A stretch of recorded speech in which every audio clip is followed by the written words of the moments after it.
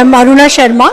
I was Secretary Steel Government of India from 2015 till 2018, and that is the time we came up with the steel policy, and that is my association with steel sector, and continuing after that off and on by being chairing the task forces or maybe some committees from the ministry, policymaker side, and being in the board of some of the industries. Since you're intrinsically linked with the regulatory aspects of the steel industry, I wanted to ask you about this recent Supreme Court judgment imposing mineral taxation. Is going to be a huge drain on the exchequers of the mining companies as well as the mills which own captive mines. So do you think there could be any subsequent measure to counter this judgment?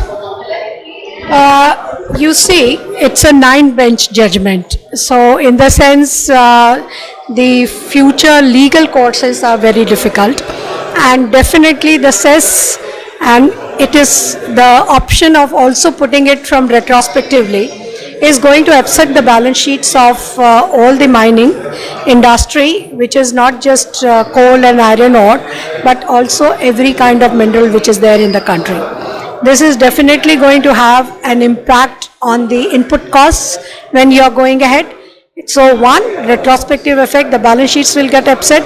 Two, this cess is going to add on to the input cost. And third, a issue of concern is major portion of royalty goes to the state. Then there is district mineral fund which goes to the state.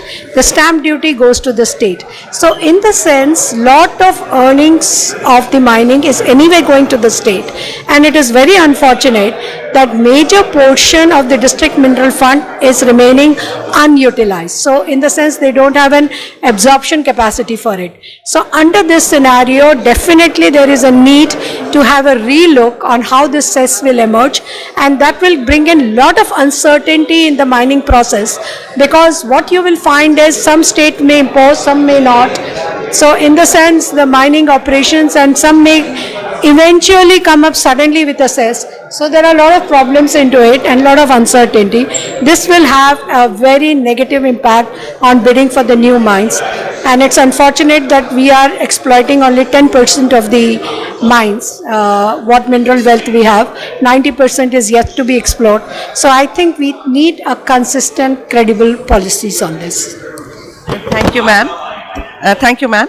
I also wanted to ask you, mineral taxation in India is one of the highest globally. So what kind of subsequent regulatory intervention is required?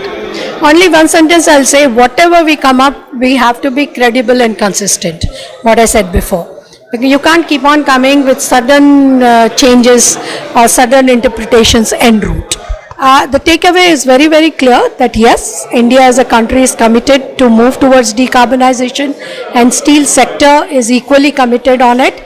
It's only a question of how do we set the norms and what pace we are able to set, which is achievable. We need not be guided of the different norms set by different countries, but India is very capable of absorbing the technologies, and any new technology which comes up to reduce the carbon emissions, I think India will go for it. So India is on the right path, and it will be achieving what is to be achieved. So I like to say to Big Mint for the steel sector that great, you are getting all the stakeholders at one platform, and you are helping them to debate, to deliberate in a highly professional way and come up with the answers, solutions and steps to move ahead towards what you are targeting at decarbonization. Right? Thank you, ma'am. Thank you so much. Thank you so much. Don't forget to like, subscribe and share the videos.